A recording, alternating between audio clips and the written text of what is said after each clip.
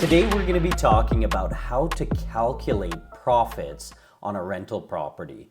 So people have been asking me this question, how to know if I should buy a rental property or not.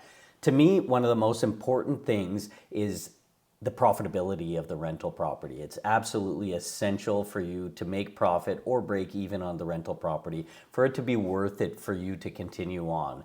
So here are the reasons why.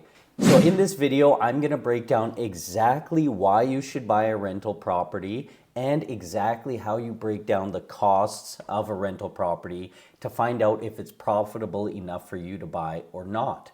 Number one, why buy a rental property? That's the burning question that we need to find out. So there's probably a reason you're watching this video, and it's why should I buy a rental property? Where should I put my money? Where should I invest my money to get the best return? A rental property is a fantastic investment strategy for your future. So the number one reason for me buying rental property is to create a nest egg.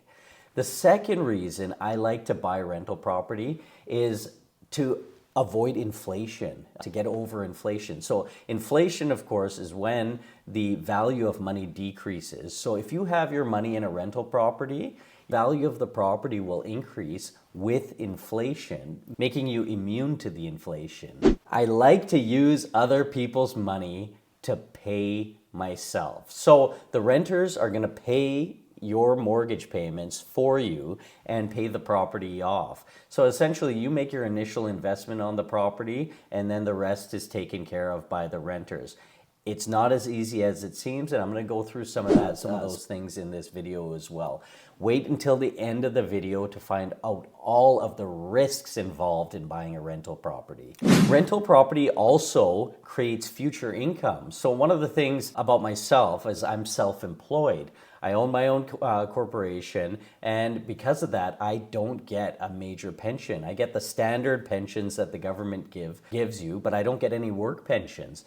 So because of that, I'm trying to create a future income for myself, and one of my future income sources is going to be my rental properties. So hopefully by the end of my career, I'm going to have all of my rental properties paid off, and every month I'm going to be collecting checks from the renters, and that will be a form of income for myself. It's also a totally passive income, so there's really not much you have to do with a rental property if you do this right. Now, there are tons of mistakes you can make, and I'm going to be telling you more about those mistakes in another video of how I failed with one rental property in the past. But I do know rental property is very, very important for every single investor's portfolio. So rental properties are split up into a couple of different parts. The first part is the liability portion, and the second part is the asset portion. So the liability portions are utility factors such as electricity, heat and water, sewage, all of that stuff is the utility factor.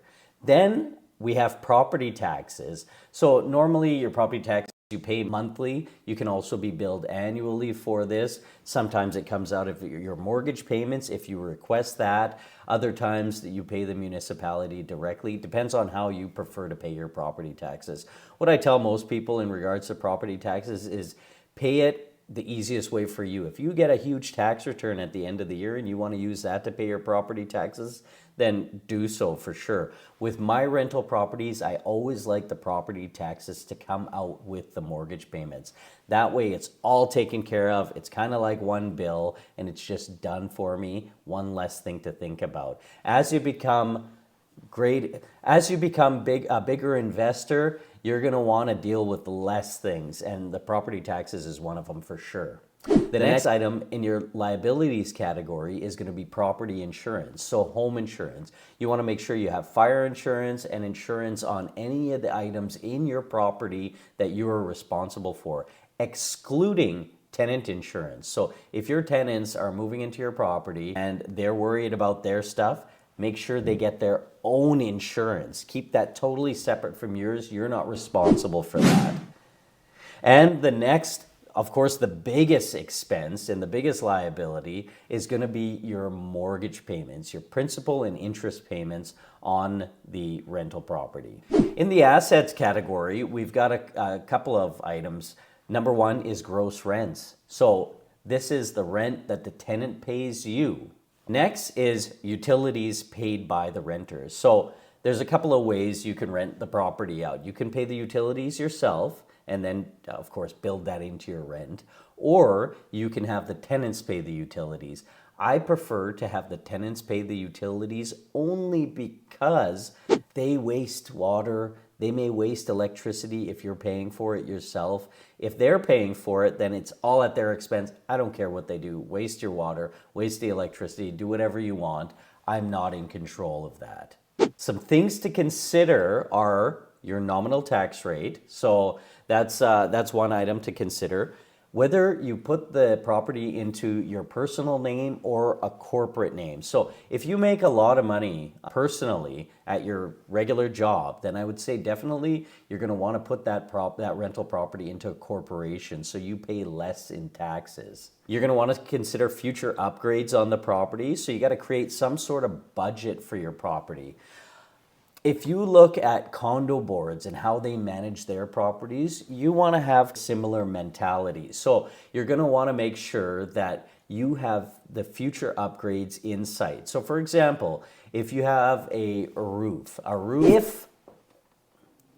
might be good for 25 years. So you want to make sure that you have a cost built in to the monthly payments that are going to pay for that roof in the future.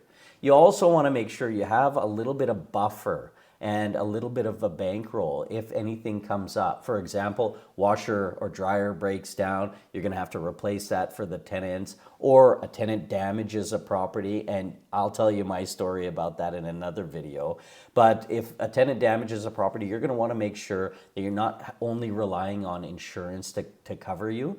You're going to want to make sure that you have some cash in the bank so that you can get that property fixed up and re-rented so you can keep collecting cash. Potential eviction costs is also something that you're going to want to take into consideration. So don't spend all of the money, is what I'm trying to say, that you earn on a monthly basis on the property. You're going to want to keep a little bit of a bankroll just to cover these kind of expenses. Now, if you want to get down to it, what it comes down to is taking all of your assets and liabilities and minusing them from each other. So you count up what all your costs are on a monthly basis, and including your mortgage payment, and then you minus off the rent amount. The remaining left over is profit for you, and that's how you know if your property is going to be profitable or not. So let's use an example, and I took some notes, so I'm going to be looking at the side of my screen, but then writing it down for you so you can see exactly what I'm talking about. So let's talk about a property that's $300,000, 5% down payment, and a 5% interest rate. The reason I chose that interest rate is it's very common. Over the past 25 years, a 5% interest rate is considered a good interest rate. You have mortgage payments on that $300,000 house of $1,395. Next, you have property taxes of $250 per month, insurance of $100 per month, average heat and water expenses of $300 per month, and average electricity of $150 per month. So your total cost per month on this property is $2,195. Now, the rent that you're going to charge people is going to be based on what the rest of the market is doing. You could either go with the fair market value for rents, you can go high, or you can go low.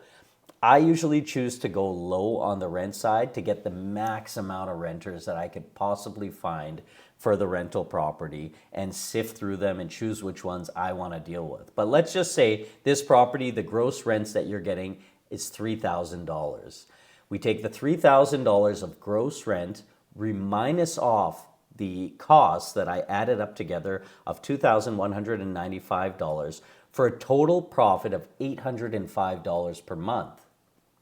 Now let's say you earn an income of $60,000 per year on your own regular job. Your nominal tax rate is 20.5% if you earn $60,000 a year. That means any profits that come out of this rental property, you have to pay taxes of 20.5% of your $805 profit would be.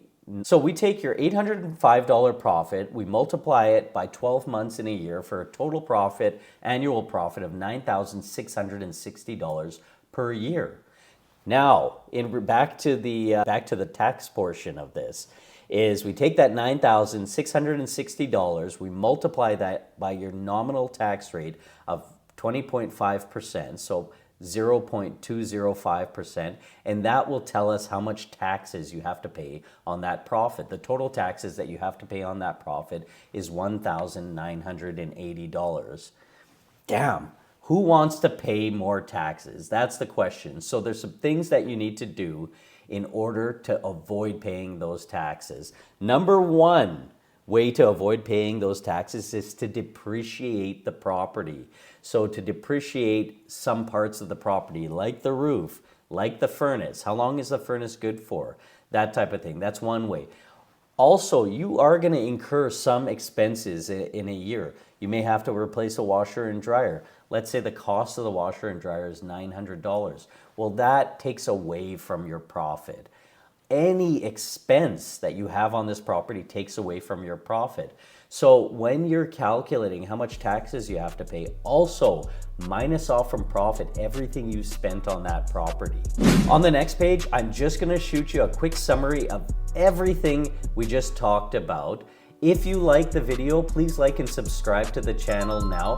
Thanks a lot for watching. I'm Sean.Rampersaud with TMG The Mortgage Group. Have a good one.